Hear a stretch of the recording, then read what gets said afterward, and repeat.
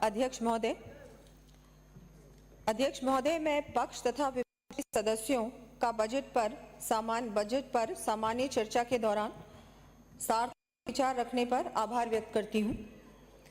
पक्ष का भी और विपक्ष का भी आभार व्यक्त करती हूँ।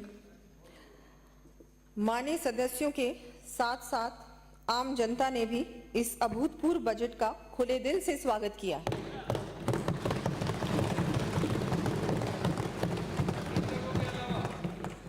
उस पर मैं बाद में आऊंगी। साथ ही मैं अपने विपक्ष के साथियों, विशेषकर राजाखेड़ा, चोमू, रानीवाड़ा तथा पाली से आने वाले माननीय सदस्यों का भी धन्यवाद करना चाहूंगी, जिन्होंने दलगत राजनीति से ऊपर उठकर इस बजट की प्रशंसा की है।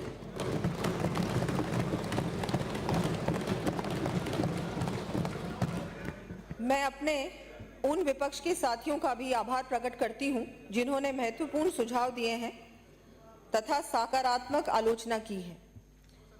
हमारे बिल्कुल हैं, अभी नेता प्रतिपक्ष ने बहुत सारे सुझाव दिए। ये सुझाव आप पहले ही दे देते जब आपकी सरकार थी, शायद कुछ बदल जाता, कुछ अच्छा हो जाता, प्रदेश की जनता को इतना नुकसान नहीं उठाना पड़ता, ये वित्तीय स्थिति नहीं होती जो हमको मिली है। अब वो तो हो सकता है शायद ही। अब इन सुझावों को ध्यान में रखते हुए प्रदेश को विकास की नई ऊंचाइयों पर ले जाने का भरपूर प्रयास करेंगे। बजट का मात्र विरोध करने वाले सदस्यों के लिए भी मैं कहना चाहूँगी, मुखालिफत से मेरी शख्सियत संवरती है, मैं विरोधियों का बड़ा एहतराम करती हूँ।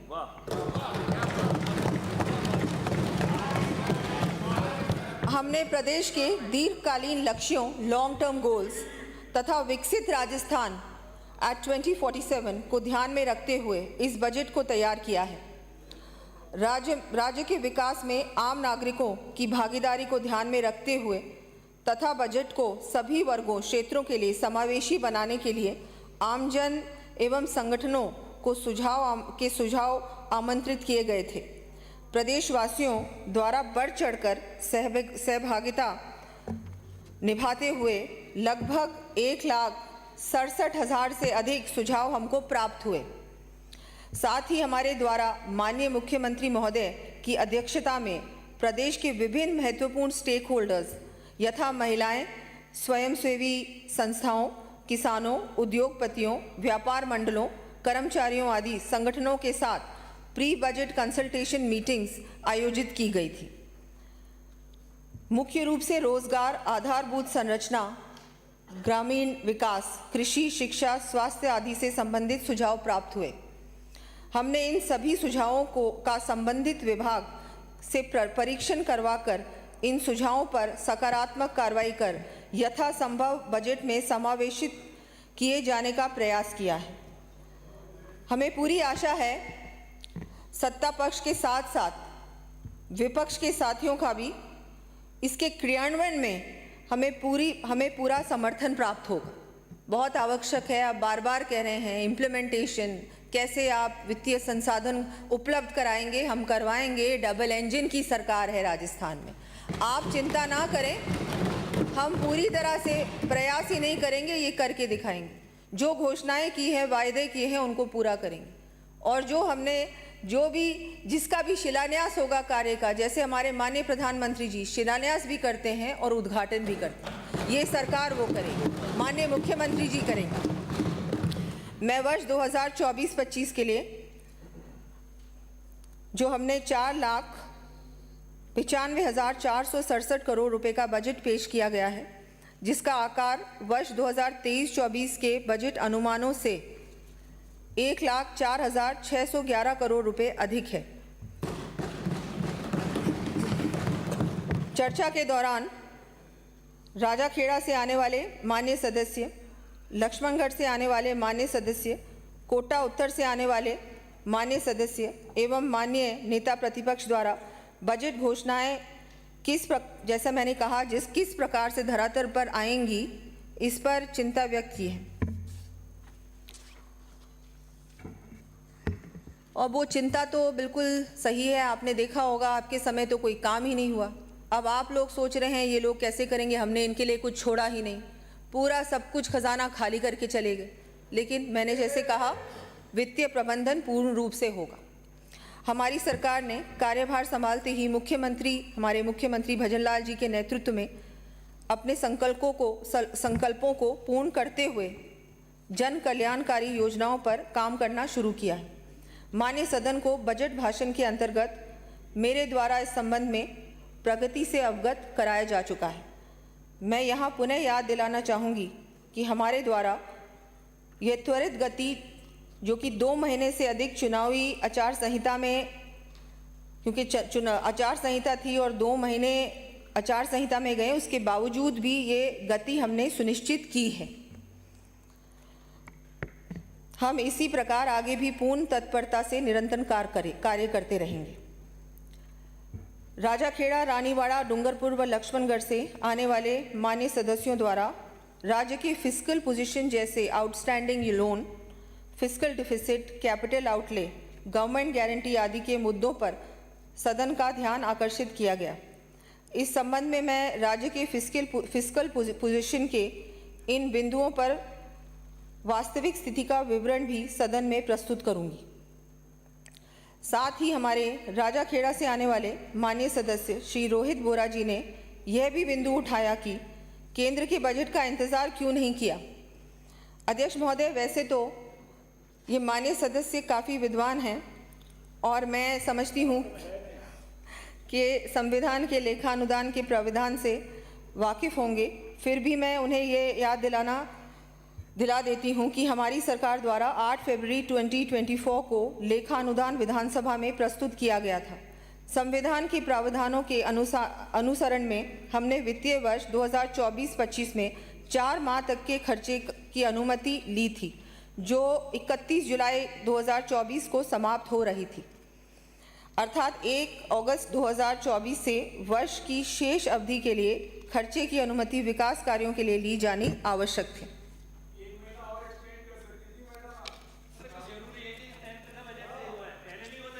मान्य सदस्यों को यह भी ज्ञात है कि केंद्र सरकार द्वारा उनके लेखानुदान में राज्यों को विभिन्न केंद्रीय परिवर्तित योजनाओं, केंद्रीय करों में हिस्सा राशि इत्यादि के बजट अनुमान वर्ष 2024-25 के दर्शाए गए हैं। उस आधार पर ही इन आंकड़ों को राज्य के परिवर्तित बजट में शामिल किया है। अब तो माननीय सदस्य को उनके प्रश्न का उत्तर भली भांति मिल गया होगा। इससे भी अधिक आश्चर्य इस बात का है कि गत सरकार में अपनी वरिष्ठता के कारण संसदीय कार्य को संभालने वाले कोटा उत्तर से आने वाले मान्य विधायक इस मान्य सदन में प्रश्नों के उत्तर सहित विधायी कार्य के संबंध में सरकार एवं माननीय मुख्यमंत्री महोदय के अधिकारियों एवं दायित्वों के ऊपर बेमतलब की टिप्पणी करके अपने अनुभव का प्रदर्शन करते हैं, क्योंकि बहुत बार अधिकारियों पे और सब पे बिना किसी वजह के झूठ, हाँ, उससे उनकी शायद इनएक्सपीरियंस दिखता है। झूठ कहने लगे, सच से बचने लगे, हौसले मिट गए, तजर्बा रह गया। राजाखेड़ा से आने वाले मान्य सदस्य द्वारा इस चर्चा में बहुत समय तक केंद्र सरकार पर टिप्पणी की जाती है। बहुत बार उन्होंने केंद्र सरकार की बातें कही, ना केवल उन्होंने, वैसे बहुतों ने कही, पर विशेषकर उन्होंने कही। प्रदेश की जनता की बात करने की बजाय केंद्र सरकार पे ही चर्चा की। इससे ऐसा लगता है कि शायद इनको सांसद बनना था, मेरा विनम्र आग्रह है कि बजाय केंद्र पर बेमतलब टिप्पणी के स्थान पर आप प्रदेश से जुड़ी समस्याओं के बारे में बात करें। ये बर्दाश्त नहीं करूंगा मैं आपके आगे से, ध्यान रखो। बोलिए। माननीय सदस्य द्वारा ये बिंदु भी उठाया गया कि केंद्र सरकार से जो CRF, PMGSY इत्यादि का पैसा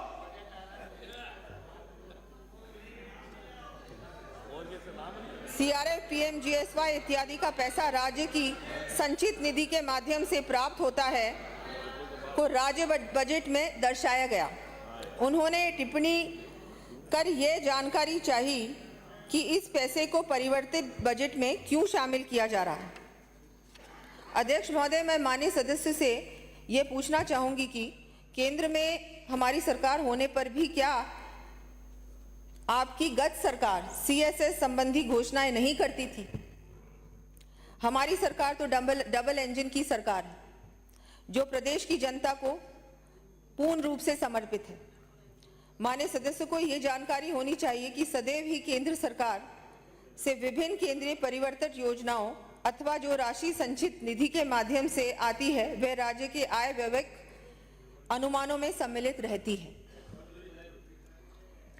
हमारे रानीवाड़ा से आने वाले माननीय सदस्य द्वारा ये टिप्पणी की कि ये बजट चुनावी बजट है।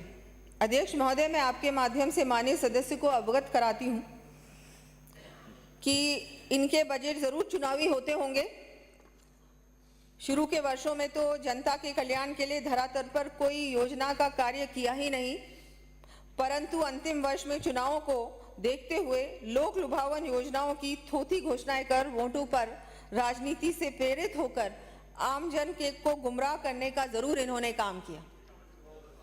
हमने तो पहले बजट से ही दूरदर्शी सोच रखते हुए हर क्षेत्र के लिए प्लान बनाकर ये कार्य किया है, बजट बनाया है। एक लॉन्ग टर्म बजट है, ये सिर्फ एक साल का बजट नहीं है, सिर्फ ये भी नहीं है कि ये 5 साल का बजट है, ये विकसित राजस्थान का बजट है, 2047 के राजस्थान का बजट है, एक विजनरी बजट है। और इसके लिए हम सबको धन्यवाद देना चाहिए हमारे माननीय मुख्यमंत्री जी का, जिनके नेतृत्व में हम सब लोगों ने मिलकर ये इतना अच्छा बजट बनाया, जिसका पूरा लाभ प्रदेश की जनता को हमारे इसी कार्यकाल में मिलेगा। जैसे मैंने कहा कि हमारे इसी कार्यकाल में शिलान्यास भी होगा और उद्घाटन भी, सिर्फ घोषणाएं नहीं जो आपने की। अब मैं फिस्कल स्थिति के बारे में उल्लेख करना चाहूंगी। डेट एंड अदर लायबिलिटीज, ऋण एवं अन्य उत्तरदायित्व।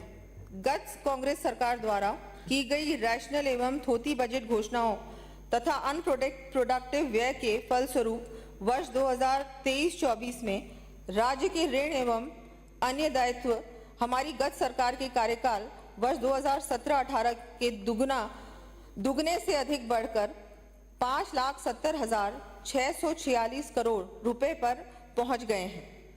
माननीय सदस्यों को जानकर आश्चर्य होगा कि कांग्रेस सरकार ने प्रदेश के प्रथम 6 से अधिक दशकों में लिए गए ऋण से भी अधिक ऋण केवल 5 वर्ष में ही ले लिया। सोचिए तो सही। इसके परिणाम स्वरूप राज्य के ब्याज भुगतान में अत्यधिक वृद्धि हो गई और ये स्पष्ट है कि कांग्रेस सरकार द्वारा राज्य को डेब्ट के भंवर में फंसा दिया। क्या करें, बिल्कुल अच्छा नहीं। प्रदेश की जनता के लिए तो बिल्कुल अच्छा नहीं किया आपने। माननीय प्रधानमंत्री श्री नरेंद्र मोदी जी के मार्गदर्शन में भगवत गीता तथा रैदास जी के कर्म प्रधान निष्काम कर्म की अवधारणा को आत्मसात करने वाली हमारी सरकार फिस्कल रिस्पॉन्सिबिलिटी को भली भांति समझती है। माननीय मुख्यमंत्री श्री भजन लाल जी के नेतृत्व में हम फिस्कल कंसोलिडेशन पाथ पर अग्रसर हैं।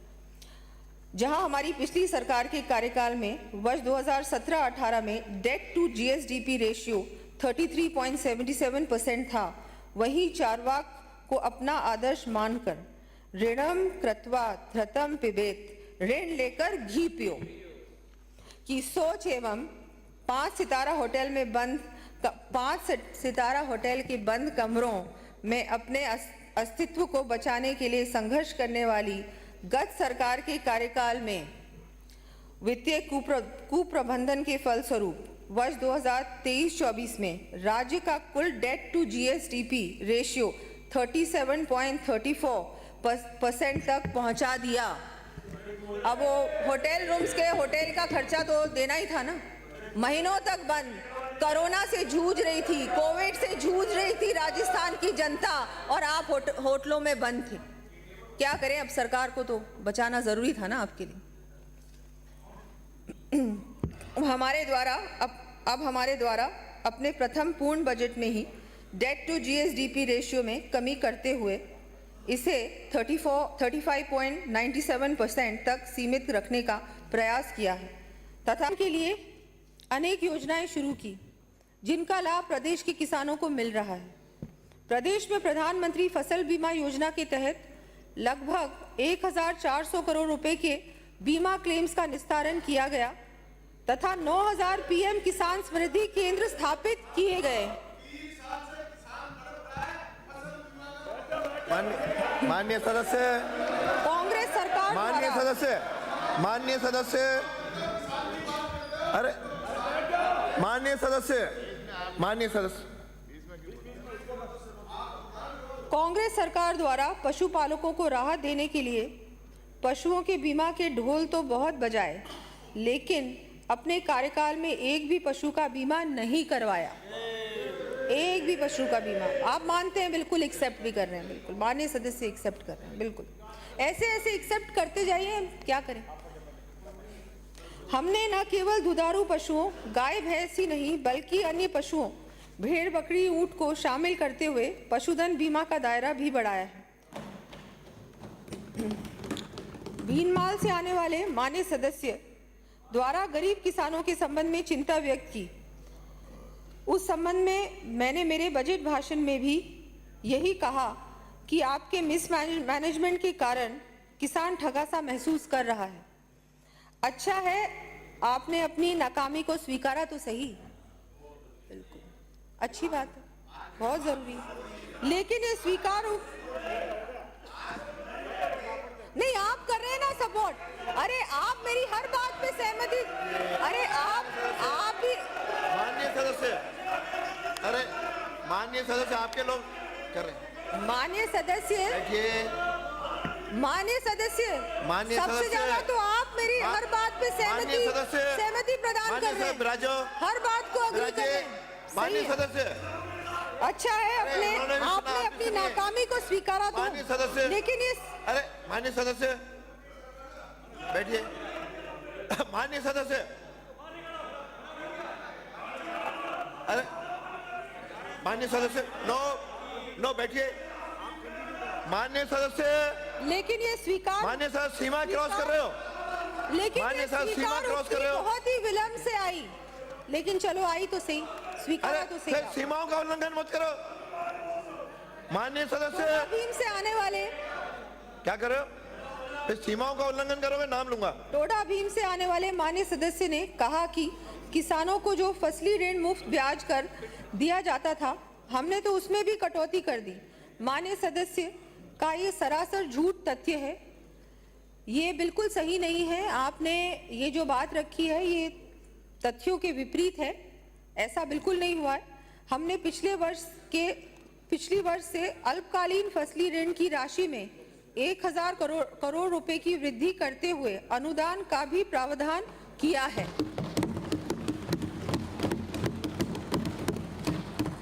साथ ही हमने पशुपालक साथियों के लिए गोपाल क्रेडिट कार्ड योजना भी प्रारंभ की है।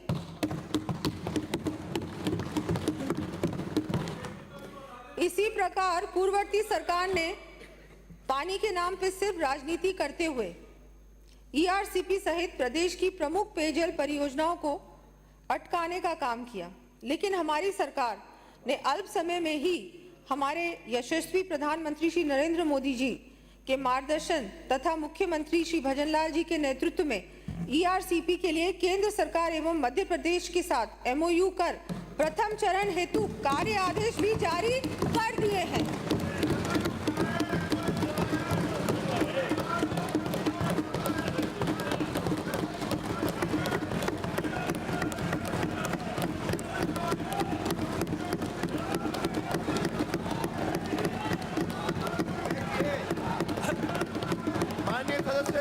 माननीय सदस्य बहुत हो गया, बहुत हो गया। माननीय सदस्य बैठिए, आपको बैठिए, थोड़ा हो गया, बहुत है। साथ ही शेखावटी अंचल के लोगों की बरसों पुरानी मांग को पूरा करने के लिए यमुना जल समझौते के तहत केंद्र सरकार और हरियाणा सरकार के साथ त्रिपक्षीय समझौता किया जा चुका है।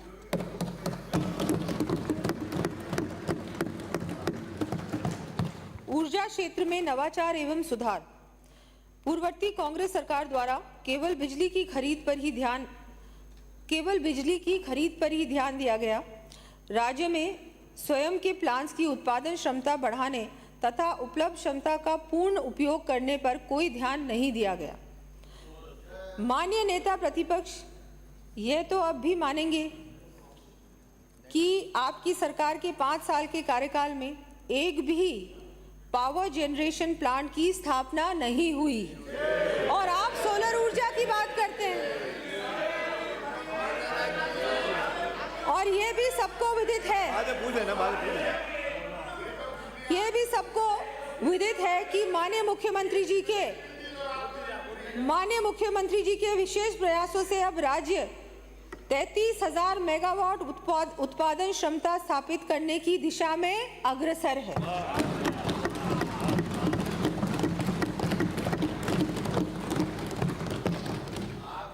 इसके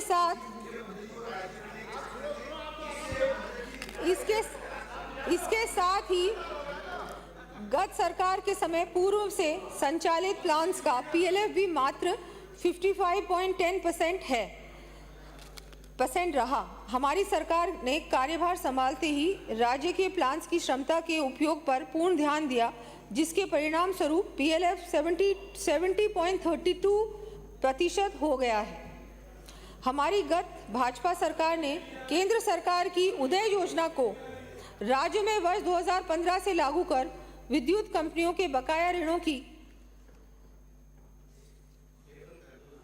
75% राशि 62,422 करोड़ रुपए अधिग्रहित टेकओवर पर विद्युत कंपनियों का ऑपरेशनल एंड फाइनेंशियल टर्नअराउंड किया गया था। इसके परिणाम स्वरूप वर्ष 2018-19 में डिस्कॉम्स राशि 2,607 करोड़ रुपए के प्रॉफिट में थी। तत्पश्चात कांग्रेस सरकार की ऊर्जा क्षेत्र में अदूरदर्शी नीतियों के फलस्वरूप प्रदेश की डिस्कॉम्स एवं ऊर्जा क्षेत्र को अत्यंत दयनीय स्थिति में पहुंचा दिया। इसी का परिणाम रहा कि वर्ष 2020-21 से डिस्कॉम्स पुनः घाटे की स्थिति में आ गए और दिसंबर 2023 तक डिस्कॉम्स का अक्यूमुलेटेड लॉस राशि 1,01,215 करोड़ रुपए व बकाया ऋण राशि 91,767 करोड़ रुपए हमें विरासत में मिले। इतना घाटा। हमारी सरकार ऊर्जा क्षेत्र में निरंतर नवाचार के लिए प्रतिबद्ध है। हमारी सरकार द्वारा विगत कुछ समय में ही इस संबंध में केंद्र सरकार के विभिन्न पीएसयू से एमओयू किए जाकर उनको धरातल पर लाने का काम शुरू कर दिया है, जिससे राज्य में सबको निर्बाध बिजली मिल सकेगी और साथ ही डिस्कॉम्स की आर्थिक स्थिति भी सुधरेगी। विपक्ष के माननीय सदस्यों द्वारा तथ्यों को तोड़ मरोड़ के रखने की श्रृंखला में बायतू से आने वाले सदस्य ने कहा कि कैप्टिव पावर प्लांट्स पर लगने वाले विद्युत शुल्क इलेक्ट्रिसिटी ड्यूटी समाप्त कर दी गई। यह मैं पुनः स्पष्ट करती हूं कि इसमें कैप्टिव पावर प्लांट्स पर लगने वाले विद्युत शुल्क को समाप्त नहीं किया गया है। मात्र कैप्टिव पावर प्लांट्स के ऑक्सिलरी एनर्जी कंजम्पशन वाले भाग पर लगने वाले विद्युत शुल्क इलेक्ट्रिसिटी ड्यूटी को ही समाप्त किया गया है। लगता है माननीय सदस्य ने पूर्व में ध्यान से पूरी बात नहीं सुनी हो, सुनी भी नहीं आप लोगों ने, पढ़ी भी नहीं, जो मर्जी है आप बोलते गए। बोलने के लिए बोलना पड़ता है, समझ में आता है, बोलना ही है। विपक्ष है, आप बोलेंगे। माननीय अध्यक्ष महोदय, कांग्रेस सरकार द्वारा किसानों को दिन के समय 2 बार बिजली ये उछल के बोलने की जरूरत नहीं है। I will name you. आज मुझे मजबूरन बाहर निकालने के लिए कहना पड़ेगा। मिस्टर बोरा, माइक डू, तीसरी बार कह रहा हूं, और अब की बार यदि इस तरह किया तो मैं तुरंत बाहर भेजने के मजबूर होऊंगा। माननीय अध्यक्ष महोदय, कांग्रेस सरकार द्वारा किसानों को दिन के समय 2 बार बिजली उपलब्ध कराने की घोषणा की गई, परंतु उस पर अमल नहीं किया गया और वह कागजी घोषणा बनकर रह गई। मैं सदन को आश्वस्त करना चाहूँगी कि हम 2027 तक किसान भाइयों को दिन के समय भी बिजली उपलब्धता सुनिश्चित करेंगे।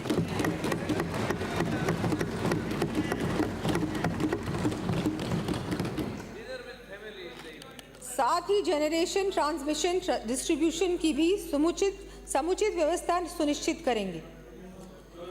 रिसर्जेंट राजस्थान, कांग्रेस सरकार द्वारा हमारे द्वारा सफलतापूर्वक आयोजित किए गए रिसर्जेंट राजस्थान की नकल करते हुए इन्वेस्टमेंट राजस्थान समिट 2022 आयोजित की गई, जिसमें केवल थोथी चर्चाएं की गई। कुछ ग्रुप्स कंपनी से एमओयू किए गए, परंतु इन एमओयू पर केवल कागजी कार्रवाई हुई, कोई एमओयू धरातल पर नहीं आया। कांग्रेस की सरकार सदा से ही मुंगेरी लाल के सपने दिखाने का काम करती है। आप बहुत सारी घोषणाएं करते, बहुत किए आपने, सपने भी दिखाए, ये सारे समिट्स के नाटक भी किए, लेकिन काम क्या किया? यही कारण है कि आज सब लोग रो रहे हैं। सड़कों की हालत तो मैंने देखी है, क्या हालत करके छोड़ गए आप।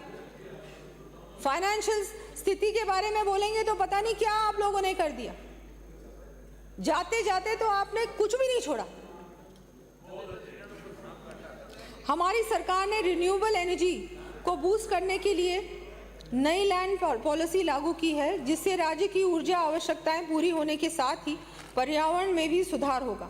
साथ ही हमने प्रदेश में बड़े उद्योगों के साथ ही एमएसएमई को बढ़ावा देने का कार्य प्रारंभ से ही शुरू कर दिया है। चिकित्सा एवं स्वास्थ्य, बड़े दुर्भाग्य की बात है कि चिकित्सा एवं स्वास्थ्य जैसे आम जनता के जीवन से जुड़े संवेदनशील विषय पर भी विपक्ष द्वारा जनता को ये कहकर गुमराह किया जा रहा है कि हमारे द्वारा पूर्ववर्ती सरकार द्वारा चलाई गई स्वास्थ्य योजनाओं को बंद किया जा रहा है। माननीय अध्यक्ष महोदय, मैं आपके माध्यम से सदन को आश्वस्त करना चाहूँगी कि हेल्थ फॉर ऑल के सिद्धांत पर कार्य करते हुए स्वास्थ्य से जुड़ी हुई योजनाओं को और अधिक बेहतर कर मुख्यमंत्री आरोग्य योजना, माँ योजना में कैंसर जैसी गंभीर बीमारियों के इलाज के लिए आईपीडी के साथ साथ डे केयर पैकेज, बच्चों के लिए पीडियाट्रिक पैकेज एवं अन्य पैकेजेस का रैशनलाइजेशन किया जा रहा है। इसी क्रम में हम पब्लिक हेल्थ इंफ्रास्ट्रक्चर को मजबूत करने के साथ ही विस्तार के लिए भी प्रतिबद्ध है। यशस्वी प्रधानमंत्री माननीय श्री नरेंद्र मोदी जी के विजन के अनुरूप हमने चिकित्सा एवं स्वास्थ्य के आधारभूत ढांचे के विकास के लिए पहला पूर्ण बजट में ही नेशनल हेल्थ पॉलिसी 2017 के निर्धारित लक्ष्य से भी अधिक कुल व्यय का 8.26% राशि 27,660 करोड़ रुपए का प्रावधान किया है, जो गत सरकार के 5 वर्षों के औसत से लगभग 1.5% अधिक है। जनजाति क्षेत्र विकास, टीएसपी एरिया डेवलपमेंट, डूंगरपुर से आने वाले माननीय सदस्य द्वारा जनजाति क्षेत्र टीएसपी एरिया में निवासरत हमारे जनजाति के भाई बहनों के लिए चिंता करते हुए कहा कि नरेगा में टीएसपी एरिया में हमारी सरकार ने 125 दिन मजदूरी के दिए थे, लेकिन आपकी सरकार के बनते ही उसको आपने 100 दिन कर दिया। मैं माननीय सदन को अवगत कराना चाहूँगी कि यह बिल्कुल तथ्यहीन बात है। आज भी राज्य की एसटी बहुल्य 8 जिलों की 47 पंचायत समितियों के जॉब कार्ड होल्डर परिवारों को महात्मा गांधी नरेगा में 100 दिवस पूर्ण करने के उपरांत 50 अतिरिक्त दिवसों का रोजगार राज्य मद से उपलब्ध कराया जा रहा है।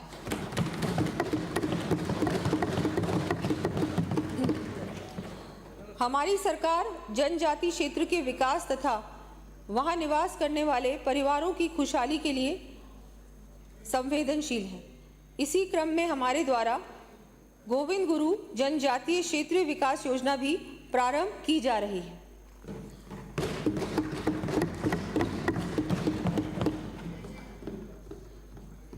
Policy and structural reforms. माननीय अध्यक्ष महोदय, सबको ये विदित है कि 2014 में माननीय प्रधानमंत्री मोदी जी के आने से पहले पूरा देश पॉलिसी पैरालिसिस से जूझ रहा था।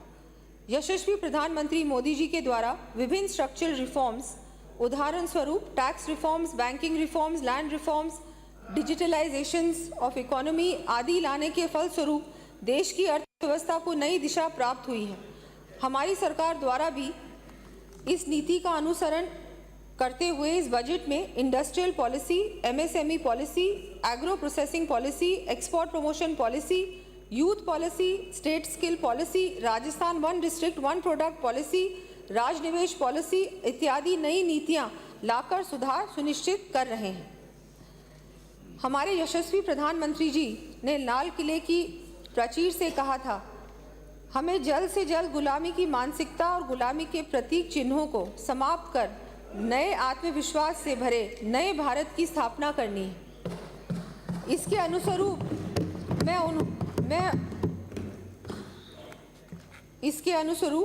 में उन्होंने आज के समय में अनुपयोगी हो चुके पुराने आपराधिक कानूनों को हटाकर उनके स्थान पर नवीन न्यायिक विधियों को लागू करवाया है।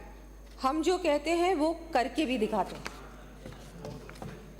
नए कानूनों में पीड़ित को जल्द न्याय उपलब्ध कराने और दोषी के स्थान पर पुनर्वास की भावना को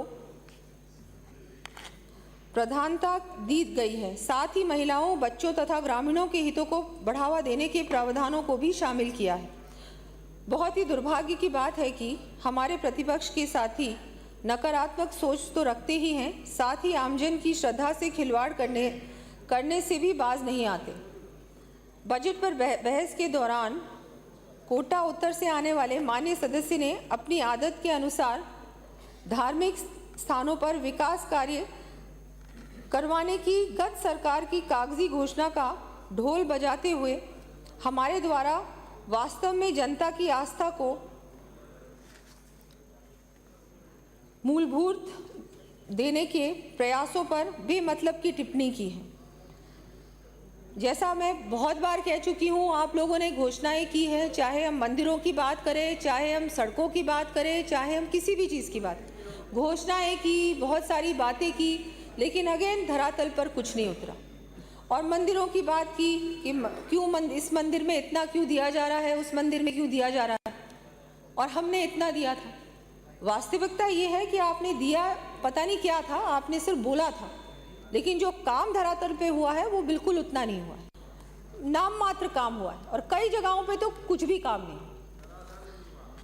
मैं माननीय सदन के माध्यम से प्रदेश की जनता को उनकी खुशहाली के साथ ही उनके श्रद्धा स्थलों के विकास के लिए भी आश्वस्त करती हूँ। हमारे द्वारा प्रस्तुत प्रथम पूर्ण बजट राज्य को विकसित राज्य बनाने की दूरगामी सोच के साथ प्रस्तुत किया गया है।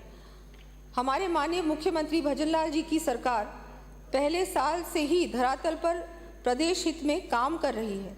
मैं प्रदेश की जनता को सदन के माध्यम से ये आश्वस्त करती हूँ कि हम यहाँ सेवा के लिए हैं और सर्वजन हिताय के भाव को केंद्र बिंदु मानकर 12 दिसंबर 2023 अर्थात सरकार गठन के पहले दिन से ही राज्य के विकास में में जी जान से जुट गए हैं और हमारा ये ध्येय है कि प्रदेश के विकास में कोई कमी, कोई कसर हम लोग नहीं छोड़ेंगे। जितने वायदे किए, घोषणाएं किए, उससे अधिक काम होगा।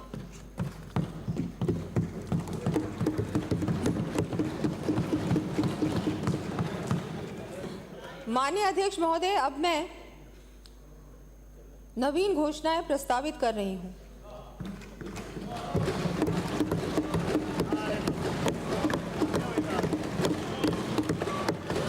आधारभूत संरचना, इंफ्रास्ट्रक्चर, सड़क। सुनिए जनगणना 2011 के आधार पर निर्धारित आबादी के 1000 से अधिक राजस्व गांवों को डामर सड़क से कनेक्टिविटी उपलब्ध करवाया जाना प्रस्तावित है।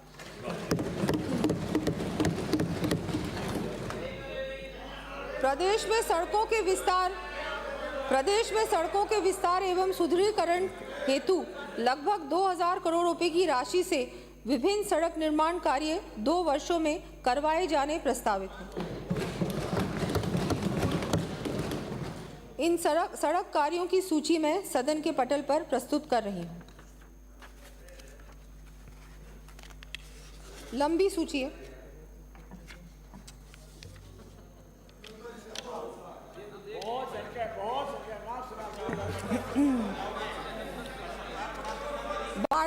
बाड़मेर जिले में अंतर्राष्ट्रीय सीमा पर स्थित मुख्य सड़कों से वंचित सामरिक दृष्टि से महत्वपूर्ण 34 सैनिक चौकियों तक सुगम पहुंच बनाने एवं सैनिकों की सुविधा के लिए चरणबद्ध रूप से 48 करोड़ रुपए की लागत से सड़कों का निर्माण किया जाएगा।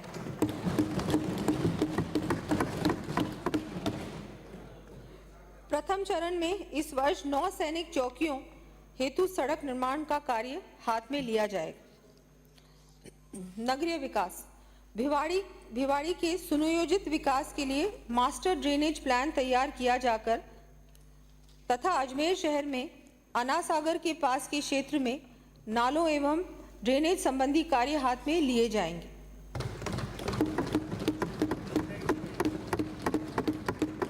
धन्यवाद। खीमसर, नागौर, डीग व शाहपुरा में रोडवेज बस स्टैंड संबंधी कार्य करवाए जाएंगे। पेयजल, प्रदेश के विभिन्न क्षेत्रों में पेयजल उपलब्ध करवाने के लिए 33 करोड़ रुपए से अधिक के कार्य चरणबद्ध रूप से करवाए जाने प्रस्तावित हैं। इन पेयजल संबंधी कार्यों का विवरण मैं सदन के पटल पर प्रस्तुत कर रही हूं। ऊर्जा, विद्युत प्रसारण तंत्र को सुदृढ़ एवं विकसित करने हेतु 132 kV या उससे अधिक की हाई टेंशन लाइन के निर्माण हेतु आवश्यक टावर एवं ट्रांसमिशन लाइन से किसानों की जमीन प्रभावित होती है। किसानों को ऐसी स्थिति में मैं ऐसे ट्रांसमिशन टावर बेस के साथ चारों तरफ 1 मीटर तक अतिरिक्त क्षेत्रफल की गणना तक डीएलसी दर का दुगुना तथा ट्रांसमिशन लाइन के नीचे आने वाले क्षेत्रफल के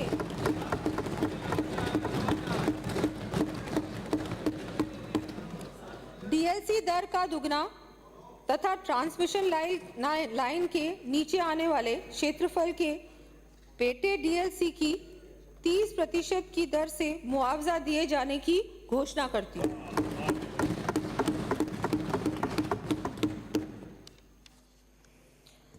एनर्जी ऑडिट के लिए 3 वर्षों में 4,34,000 डिस्ट्रीब्यूशन ट्रांसफॉर्मर्स पर चरणबद्ध रूप से स्मार्ट मीटर्स लगाए जाएंगे। इस वर्ष 1 लाख से अधिक स्मार्ट मीटर्स लगाए जाने प्रस्तावित हैं। विद्युत प्रसारण तंत्र के सुदृढ़ीकरण हेतु विभिन्न क्षमता के जीएसएस स्थापित किए जाएंगे। इन जीएसएस की सूची मैं सदन के पटल पर रख रही हूँ। औद्योगिक विकास, प्रदेश में उद्यमियों को प्रोत्साहन देने की दृष्टि से नवीन रिप्स योजना लाई जानी प्रस्तावित है। इसी के साथ उद्यमियों को समयबद्ध रूप से सहायता प्राप्त हो सके, इस हेतु रिप्स फंड गठित कर आवश्यक प्रावधान किए जाएंगे। एमएसएमई उद्यमियों को कॉमन सैंपलिंग एवं मॉनिटरिंग की सुविधा उपलब्ध कराने के लिए चरणबद्ध रूप से संभाग मुख्यालयों सहित 20 स्थानों पर रीजनल लैबोरेटरी स्थापित किया जाना प्रस्तावित है।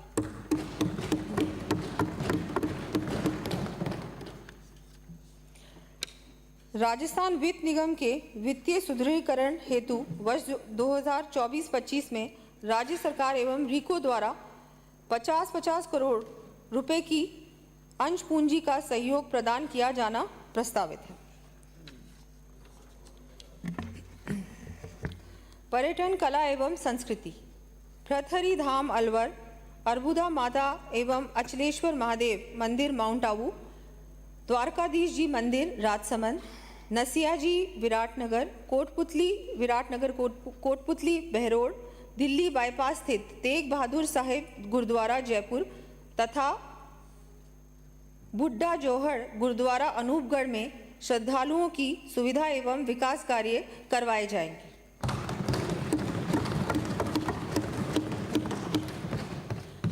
वरिष्ठ नागरिक तीर्थ यात्रा योजना के तहत 15,000 यात्रियों को स्पेशल ट्रेन द्वारा अयोध्या स्थित राम मंदिर के दर्शन करवाए जाने प्रस्तावित है।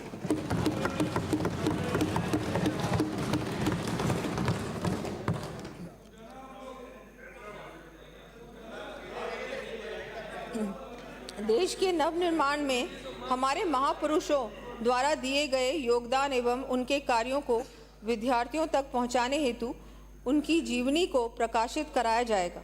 प्रथम चरण में स्वामी विवेकानंद एवं सरदार वल्लभ भाई पटेल के मोनोग्राफ प्रकाशित किए जाएंगे।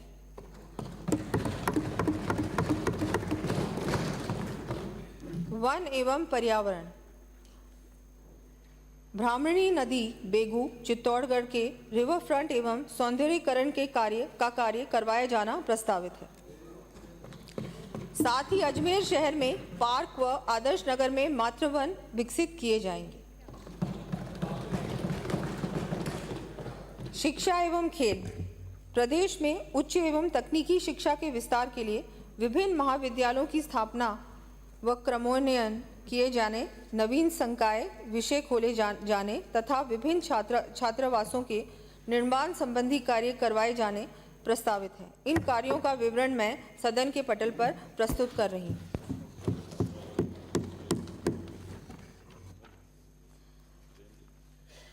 बालिकाओं को तकनीकी शिक्षा के क्षेत्र में प्रोत्साहन देने के उद्देश्य से पॉलिटेक्निक तकनीकी पाठ्यक्रम में प्रवेश लेने पर उच्च शिक्षा की तर्ज पर इस वर्ष योग्यता मेरिट के आधार पर 500 स्कूटी वितरित की जाएंगी। महाविद्यालय तथा कक्षा 11वीं एवं 12वीं के विद्यार्थियों के लिए प्रतिष्ठित कंपनियों के माध्यम से कॉर्पोरेट सर्टिफिकेशन प्रोग्राम संचालित करने हेतु प्रदेश में सभी संभागों में राजस्थान फिनिशिंग स्कूल सेंटर्स की स्थापना किए जाने की घोषणा करती हूँ। इसके अंतर्गत 3 वर्षों में लगभग 50,000 विद्यार्थियों को प्रशिक्षित किया जाना प्रस्तावित है। इस पर 60,000 करोड़ रुपए प्रतिवर्ष का व्यय होगा। प्रदेश के विद्यार्थियों को व्यावसायिक शिक्षा एवं कंप्यूटर शिक्षा प्रदान करने तथा स्कूली शिक्षा के विस्तार की दृष्टि से विभिन्न पाठ्यक्रम विषय शुरू करने तथा स्कूलों व आईसीटी लैब्स की स्थापना किए जाने संबंधी कार्य करवाए जाएंगे। इन कार्यों का विवरण मैं सदन के पटल पर प्रस्तुत कर रही हूँ। विद्यार्थियों तथा आमजन के विज्ञान के प्रति रुचि एवं जागरूकता बढ़ाने के उद्देश्य से